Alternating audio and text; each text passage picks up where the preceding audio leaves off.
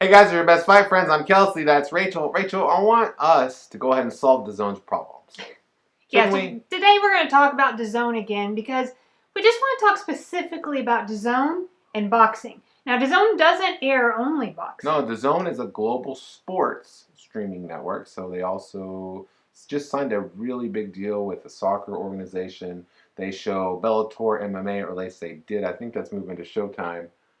But they've got all sorts of other content as well besides boxing. But it was built, I think, it seems like, on the back of signing Canelo Alvarez and Anthony Joshua.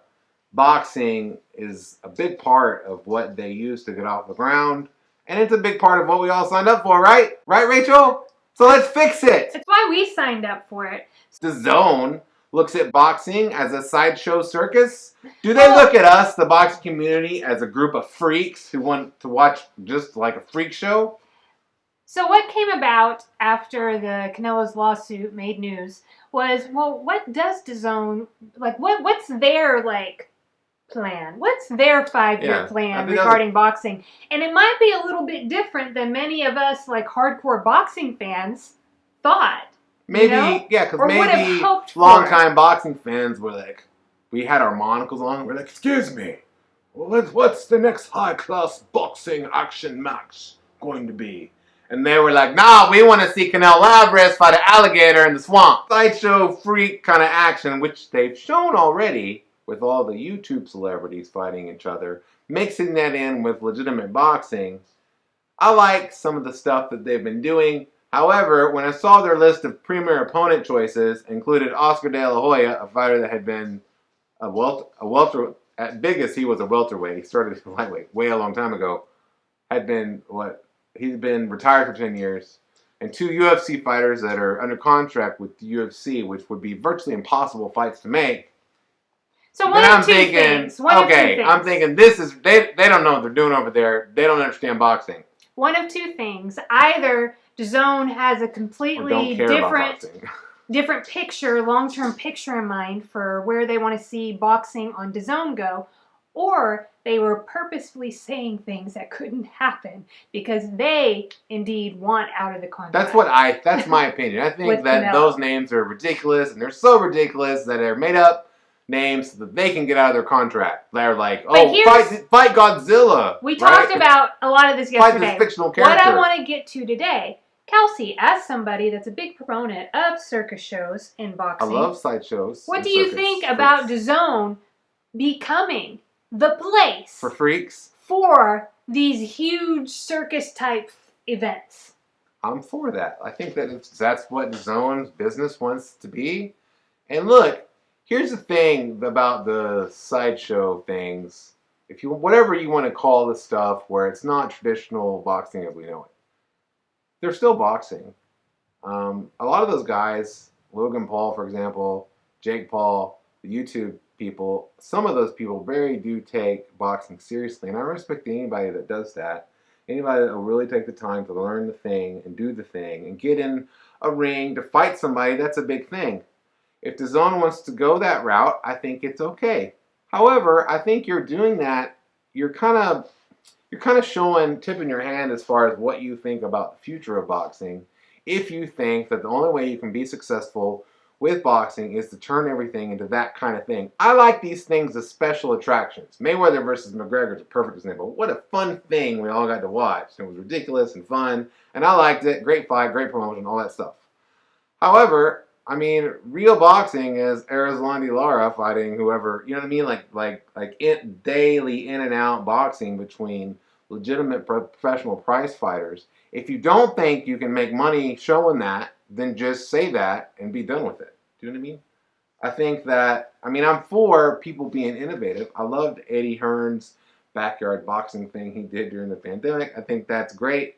I liked when they were mixing real fights with these YouTube fights as well, which were also real fights, but not, they're not mainstream boxing fan fights. I like that. But if you're only going to go after, like, the idea that Sergey Kovalev isn't a premier opponent is ridiculous, right? He absolutely was and is a premier opponent for Canelo Alvarez. Well, so when they give examples of premier opponents for Canelo, it makes me think that they are solely wanting the big event type thing. Because, I mean, what else? If boxers can't be considered a premier opponent for Canelo Alvarez, and instead you went outside the sport, or you went to a guy who's recently unretired, is Canelo's promoter. And it's a lot smaller and a lot older than Canelo. This is who, this is where you went.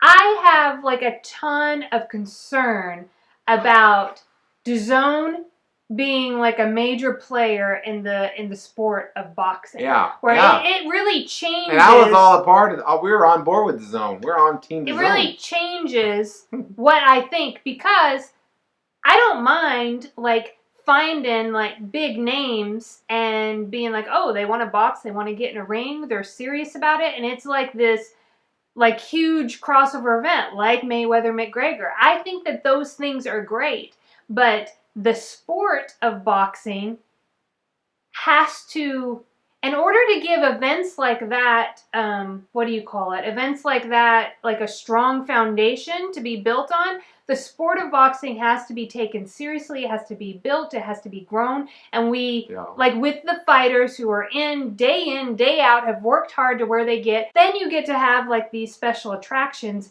built on the foundation of that, furthermore, on the foundation of the history that boxing brings. But if you're just an outlet that's just for, which I didn't get, because if you're you're showing all of Bellator, if you're showing this soccer organization, it didn't seem to me that's what DAZN was all about. That's why. But maybe they got a little taste of it when they got KSI, Logan Paul, this whole thing, and they were oh, wait a minute, let's have a little. We're gonna do a little 180 here, call an audible, and this is where we want to go. This is where we see boxing going, and I think that it's you want to do that, it's fine. But as a boxing fan, I don't know. When I heard those three names given as premier opponents for Canelo, I didn't even think it was. I was like, this can't be real. Right. And then we found Dan Rayfield tweeted it out. It's so ridiculous. It's so ridiculous that it has to be not real. Which makes me think, I'll go back to my original point. I was like, wait a minute. Get out of contract. If you can make these impossible fights happen, surely, then we'll give you that money. We owe you. Yeah. They were we'd also like to see him fight Luke Skywalker. Canelo. No, sorry. We want to see you fight Tyson Fury. A heavyweight who's connected to another network. Yeah, Habib said he didn't want to fight Mayweather in a boxing match because he's an MMA fighter. You know what I mean? Well, not to mention, why would he want to fight Canelo for less money? On DAZN? Basically, all of this This frustrates me.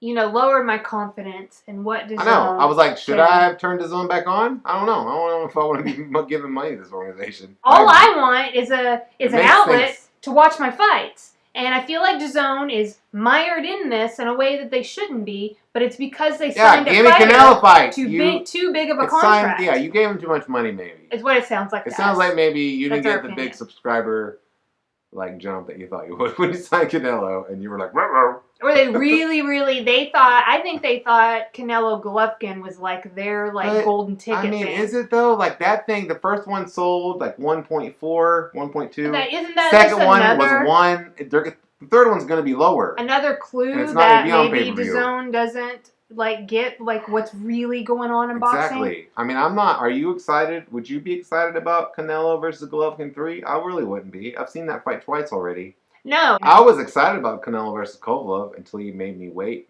half an hour to watch it because UFC was on. Remember that? What an administrative clown show. That's my final verdict. What's your verdict? But their production, the way they produced the everybody's got some cards, good points. Was really great. And like I said yesterday, I've so appreciated all the overseas boxing that I've gotten to see in the middle of the day over here because of DAZN. I'm so grateful for that. That's why I was so happy about DAZN, because it was another outlet that was actually giving me lots of boxing. Yeah. Sorry, boxing. I don't know why. But this whole thing is just not. I don't It think doesn't it's. look like it's going to work I out. hope that it ultimately, like in the wash, ends up, something good comes out of this. That's my hope, guys. I'm usually pretty pessimistic. Something good in a way will come out of it, but yeah, maybe not in the direct way. Hey, you know what can come out of this episode? What, Rachel? Well, if you're not subscribed and you subscribe to our channel, that would be something good that could come out of this. You could also like the video. What else could they do? They could comment and subscribe.